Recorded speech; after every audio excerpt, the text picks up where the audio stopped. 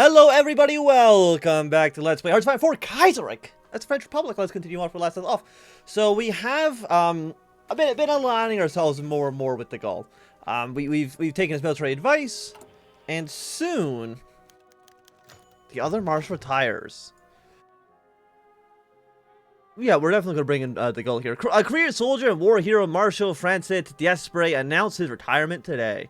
He was the only other marshal in the French military besides Pétain himself after the death of Joseph Joffre, and his service as Pétain's right-hand man as vice president in the military council.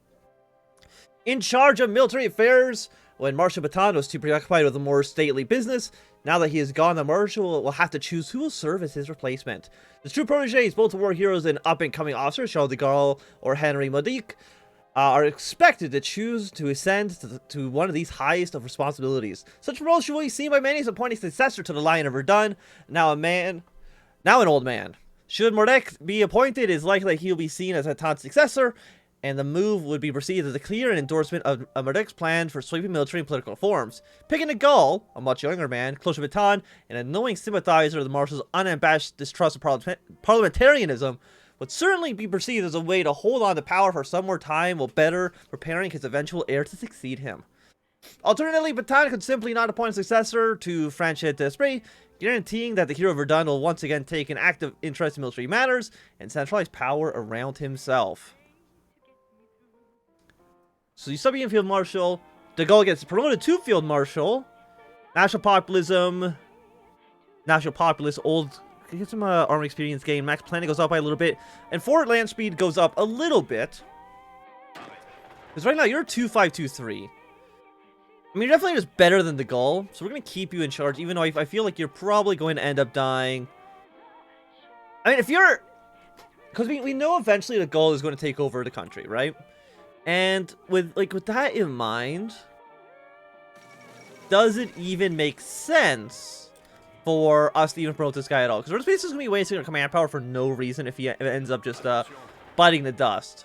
You, on the other hand, go for infantry expert. I generally think that's it's generally better than extra defense as far as I'm aware. Rise in SON's activity in Chad. Forces in Chad is reporting increased sighting of camel trains running out of Circassia. Don't know if that matters too much. Actually, what kind of province are you? You are currently, yeah, you have colonial resistance. Basically, everybody is kind of resisting our control, which I guess is not a major surprise. But as long as they don't max out, because you should be XP dropping then. As long as we're not dropping below, no, we're not rising above 80%, we should be fine. So it looks like Eid is upon us. Get 5 political power. I mean, I think a majority, maybe not a majority, but a large chunk of our current republic is currently, it's currently Muslim, so it makes sense if we want to celebrate Eid in some sort of way. So put down the bear. At 6 a.m. today, Jean-Jules Henri Modic was arrested on charge of offense towards the chief of state, conspiracy against the state, and treason. Knowing full well resisting arrest would only be inviting the regime to put him down on the spot, the bear went peacefully. Immediately transferred to a secret location near Algiers, news of his arrest was triumphantly spread by the government to the media. Feeding them a colorful story to fool Mardik. Okay. Feeding them a colorful story of the fool Mardik conspiring with the Communards agents to take down the Pétain government and invite the Reds in. While it's undeniable that some supporters of Mardik had ties to more left-wing pre-war parties, and some of those arrested have confessed under strong interrogation techniques to bring the being on the Commune's payroll, the evidence of such collusion is light at best. Despite being offered a generous deal in exchange for his confession, Mardik himself so far refuses to admit doing anything wrong. Surprisingly, many are openly doubting the official story. Arresting such a popular war hero is not going well, even among strong supporters of the regime, particularly veterans who remember very well the heroic defense of Arras. And even within the army, many who would have been at worst apathetic with repressing the democratic movement are now outraged that the government has gone too far. In any case, when Pétain feared happened, Henri Modic is now a martyr. Openly contestation from the army is unprecedented, and many within the government are starting to panic and advise a balanced approach, doubling down on the repression, going after those now protesting against Modic's arrest, while at the same time pulling back so much, transferring Murdoch out of hiding and giving him a public trial. So I mean, that doesn't seem great, I will admit. I'm surprised that we just arrested him. But yeah, I'm sure he was working with the communards. We can't trust them. Over here in Afghanistan, it looks like the Indian army is doing basically fine. I mean, we want India to win, of course. But I don't know how much it really matters, like, if Afghanistan ends up winning or not. It'd be great if they turn into a puppet state of India. Give us a little bit more of a boost there. Emini Public Numero Uno. As Henry Marduk was being transferred from his secret holding location to a fort in Algiers for his trial, the police convoy transporting him was ambushed in a small street of the Old Kabash. As strikes moved in to block the street, dozens of masked armed men in civilian clothes swarmed the convoy to free the bear. Wanting to stay discreet, the escort had to be kept to a minimum and swiftly dealt with. Those attempting to resist shot dead. Marduk escorted to the car and convoy set on fire, all in the span of less than 5 minutes. Survivors of the attack described the prisoner as being just as surprised as his escort that this was happening. But clearly, someone coordinated this attack from the inside. Not only was this transfer supposed to be secret to even most of the government, but the fake itinerary that had been disseminated by intelligence agents and decoy convoys had been organized. Whoever leaked the information must either be very well connected or is very high up in the chain of command. An investigation has, of course, been launched, and all police are on high alert. But while the violence of Marduk's partisans has earned the regime some sympathy, the spectacular invasion has thrown the government in total panic. Not only has it shown in the eyes of the world that the regime is losing control, but also shows our people that the democratic movement has very influential friends. In any case, the few advisors still advocating for modernization when dealing with the democratic camp have been thoroughly disgraced, with some even under heavy suspicion of being Marduk sympathizers, and those advocating for harsher repression now have the marshal's ear. We do want also like technology. We have to go for the 4% research boost. And the North African Star, a rousing speech. A small crowd started to gather in the squares of Algiers at 6 p.m. this evening. As only 20 minutes in, the crowd, visibly getting larger by the minute, was already spreading to all the small streets around the square, accompanied by a tumultuous clamor. At the center of the gathering was a young Algerian militant. Even if only in his 20s, he had rarely seen eloquence, captivating the crowd around him, and even the furthest observers were captivated by his gesture and his visible conviction. He declared himself as part of the Étoile Nord-Africaine, the North African Star, a nationalist Algerian party with syndicalist tendencies, founded in Paris in 1926 by Marcel Hadj. The militant was here on the square spreading the words of the party, defined largely by leaders and intellectuals of the party still in Paris, but spreading more and more to Algeria itself. The ENA advocates for two of the worst possible ideas: syndicalism and Algerian nationalism. The party aims to create an independent socialist republic in Algeria, akin to the Commune of France, and oust the French off this land. The police took its time to arrive, allowing the speaker to talk for 30 minutes, and probably convinced some of the spectators who were escaping into the city when the agents finally came to disperse the crowd. This incident cannot be ignored, and can't be taken lightly. It is a representation of the strategy of the ENA to spread its ideas and supplies to a talented young generation of militants in Algeria, for them to start the fight for independence in Africa with the support from the French Commune. While their attempted struggle is far from being over, it isn't a reason to be lenient. We must take care not to let any comparable event happen again. So it's kind of similar to what happened in actual Algeria in the 1950s, I think 1956. That was really when the Algerian War began. You know, similar kind of things there. Stephen the X has been elected a new pope. Which pope is that? Authoritarian Democratic, which is your Stefan the 10th. Which is you.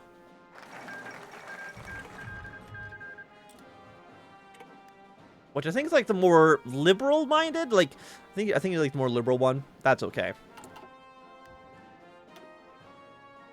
Do we actually have any more decisions? We can actually do some more Ministry of War, Air, and Naval Affairs. We cannot do any of this yet, and I don't think there's any options up here until we're actually ready for our What are you? You're if we go for the Republic. Okay. But of course, we're not going to go for the Republic. What am I, a nerd? Of course not.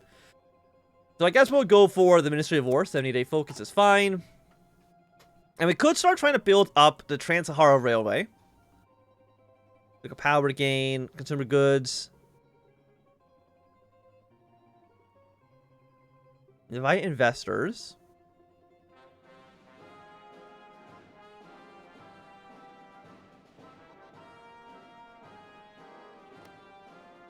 Oh, it's so wait.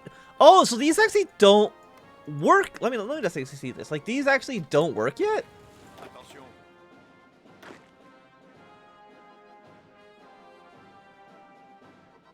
They don't. Okay. So actually, let me just see. Like we can see that they are. Huh. I didn't know that. You know what? That's actually okay. If that's the case, then we probably do want to start this infrastructure, so we can actually go from Algeria to West Africa. Actually, oh no, it looks like it's like actually how do they program this? Strandhar route. This is blocked due to it not being completed. Okay. That's interesting. I was wondering why our guy decided to go over ocean and just walking through here. Because the AI usually likes actually going over land, even if it's slower. A post-truth society. The regime has always had a strong hold on the media, and on many occasions in the past decades, opponents of the regime have been found their dirty little secrets, real or fabricated, plastered all over the daily newspapers. When political pressure and intimidation did not work, blackmail and social shaming generally did the trick. However, this treatment was reserved for civilians, as the government intelligence service were careful to preserve the reputation of the armed forces. The centers generally being simply sent on assignment in the middle of the Sahara, where their concerns wouldn't bother anyone. However, with Mudrik's arrest shocking many, it's decided that a large amount of information collected over the years by the intelligence service of soldiers and officers alike will be put to good use.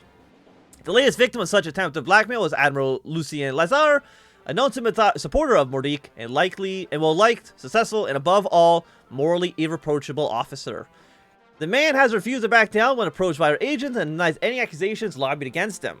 As such, these shocking revelations will appear in this afternoon's special edition of the newspaper. In fact, mysteriously, all those who had publicly stated support for Mordik seem to have been cursed to have their most private secrets revealed, which could, of course, severely hinder their careers and might just spurn them to resign in disgrace. So you're no longer a naval commander. That's fine. I'm assuming something similar would happen if you go against Bataan. Also, I'll get my navy, like, all together. Yeah, so bring the navy together. So we own Malta as well. Are you a core of ours? No, you just have very, very, very high compliance. Okay, and then you should be, yeah, you're actually a core of our territory. Which is nice. Yeah, so troops are getting back here. West Indies request outdated planes. No, apparently we're not going to give you anything. I mean, maybe if I had planes, I would be able to send them some, but right now you don't get anything. Who do I actually have a commander? I've heard of Francis Darlan, so you know what, let's put him in charge here. Combine our navy into one big stack.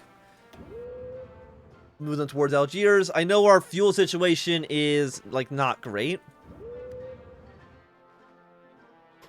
We don't have any oil, right? We have some steel.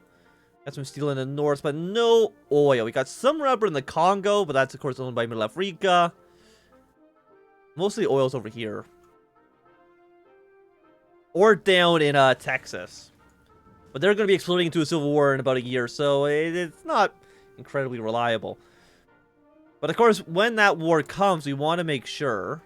You know, thing is, like, I don't want to join the war because I don't want our stability to go down. If stability goes down, it could make these areas a little bit more likely to revolt, which is not great. The new affair de Fitch. It seems that despite our extensive control over our nation's media, some officers have managed to find out the truth about the recent wave of scandals hitting Malik sympathizers. Spread the word about our extensive information gathering networks and printed out leaflets handed out in the barracks and officer messes alike, denouncing the regime and our attempts to prevent officers from speaking their minds. Admiral Lacaze has been made into a new martyr for the Democratic camp, and though he retired in the wake of the scandal, it seems that he is now in direct contact with Mardik's partisans. Although this drastically hinders our plans to deal with the dissent among the armed forces with some subtlety, there are far more worrying things. Not only have we lost one of our trust officers still put in the regime, but the leaflets currently spreading like wildfire contain confidential documents concerning the fabrication of various scandals, implications in this defamation campaign, high-ranking officers as well, many within the administration and the government. There is only one possible conclusion. There's a mole among us, and we need to catch her to prevent more leaks. So, I mean, things aren't going great. Okay, we'll read this in a moment. Let's go for Concentrate Industry 1. And Jacques Bainville. Jacques Bainville, born in 1879, renowned historian, journalist, and one of the founders of Action Française, has died at 57 years old. Born in a staunchly Republican family, he turned to monarchism not out of nostalgia, but out of reflection and comparison, considering the Republic to be unstable, fickle, and fundamentally incapable to compete with a stable and united Germany. A prolific writer, he ceaselessly exalted the French monarchy in his historical works and contributed to many newspapers, simultaneously literacy critic and financial analysis. Fleeing to Algeria as the revolution broke out, he wrote in the chaotic aftermath a short book that quickly became immensely popular, titled The Political Consequences of Peace. Bainville exposes his thoughts on the peace treaty between the CGT and the Germans, stating that just like the Republic is the daughter of Bismarck, engineered to weaken France, the Commune is the daughter of Wilhelm II, created to rot France down to her very roots, so that she might eventually turn into little more than a vassal state of an inevitable coming war. This seems to have become one of the pillars of rhetoric in the Action Française, who tirelessly advocate for the fall of one of the daughters of the Boche, so that France might be able to come. Okay. This thesis has become one of the pillars of the rhetoric of the Action Française, who tirelessly advocate for the fall of one daughter of Boche so that France might be able to take up on the other. Many in our nation are sensible to this kind of talk, and anti-German sentiment is certainly not subsided one bit amongst exiles, and Bainville's funeral procession has been followed by thousands of mourners. The political companions, fellow writers and academians, and even members of the government attended his funeral mass. The Lion of Verdun himself put out a statement honoring his life, and the works of the historian is now seen as a prophet by many. Well, right now they have 14%. They are the third biggest party in government right now. GMP Patan is currently in the lead, and government military under Mardik, but he's not getting anywhere near power, as far as I'm concerned. Do you actually do anything? Give us political power gain.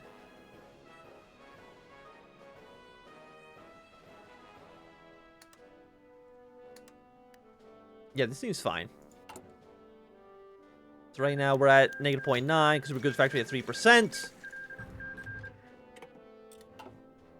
Okay, and you guys have ended your war. Afghanistan did lose. Fantastic.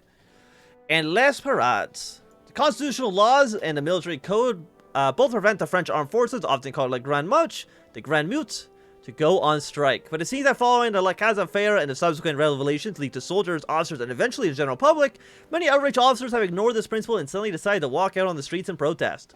While our forces were supposed to suppress any protest, many police and military officers are confused by this unusual situation and decide to simply stand aside to avoid fighting their comrades and friends.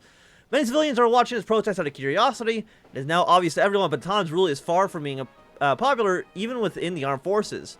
Traditionally, the one place where the regime was most secure. Since protests are banned for active duty soldiers, the official version of events is that the officers are simply parading, a term that most opposition journals underground or miraculously still being openly published are now using ironically to designate these protests the parades.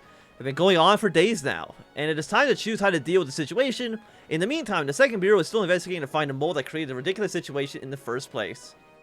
Maybe they'll calm down eventually. So paternal autocracy goes down, political cost goes up, stability goes down, war support goes down, and we're still going to be losing more and more support. But I think that's okay. It's my hunch right now that the person leaking is actually Charles de Gaulle, so that he can create a situation in which he will be able to basically coup the government. Like, to me, that makes decent amount of sense. Like, that's something that you'd probably want to do. Create a situation and then exploit it. I would like to train more troops, though, but right now we really don't have the opportunity to do so. As unfortunate as that is.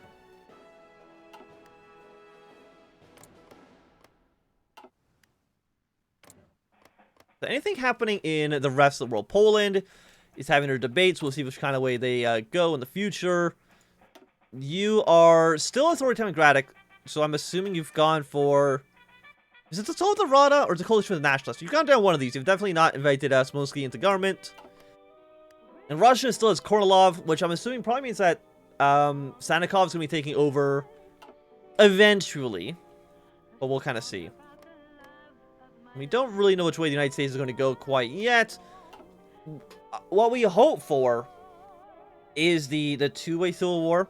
Let's say the American Union, let's say American Union State versus the United States government.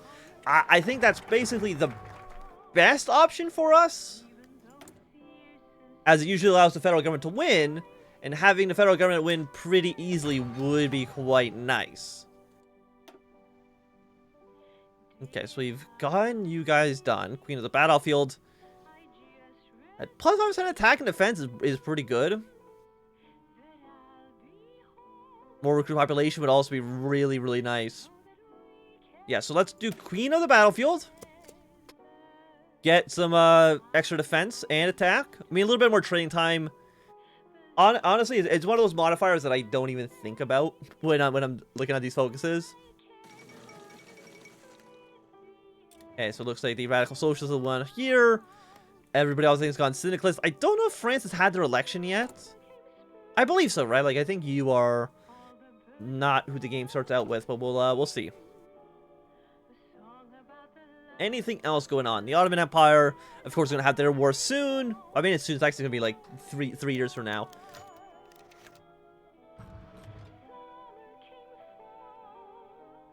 Dispute amongst Volta kings. The colony of Haute Volta, while effectively conquered in 1896, is still composed of traditional kingdoms with few official power, with a powerful influence on the population. The biggest of these is the Mosi Kingdom, headed by the current Mugonaba Quam II. It holds the legacy of the powerful kingdom in the region before French colonization, which spreads its power far beyond its capital of Ugaidogao to neighboring kingdoms. However, other kingdoms such as Tanagdo, Fada Nagurma, Bolsomia, or Ayagoya still exist along with their kings that continue to vie for influence in Haute Volta. In this context, a dispute recently arose between Mugonaba and the other kingdoms. Indeed, Naba Quam II praised the works of the native ethnologist Anthnwam Delosum, the Empire of the Mugonaba. The book is a real innovation. It's the first ethnologically book written by a native of the country it studies. However, the book also spreads the view of the country being almost complied to bow under the Mugonaba, feeding and legitimizing its still very existent ambitions to Naba Quam II to make the Mosi Kingdom the dominant power in the Haute Volta.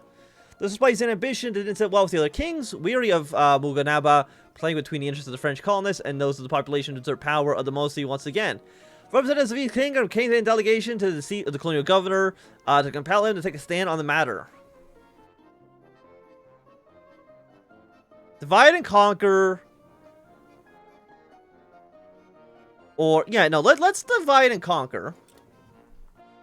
Seems like the best option for us. And the parades continue.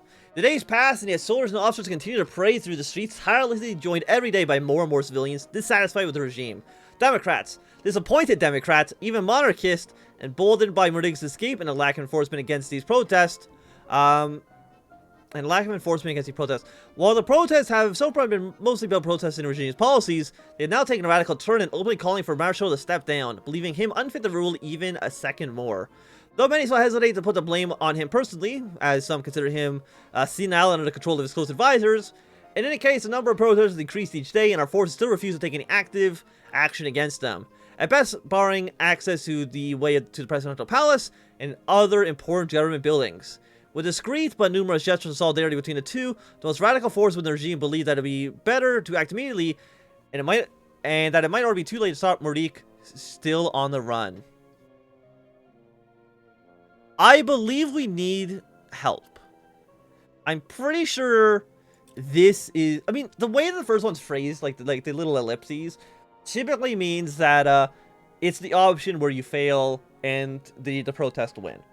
But I do think that for right now as well, it's going to be a good time for us to end this video. So thanks so much for watching. My name is Anthnwam. If you enjoyed, thumbs up. Not enjoy, throw thumbs down. If you want to subscribe, and goodbye.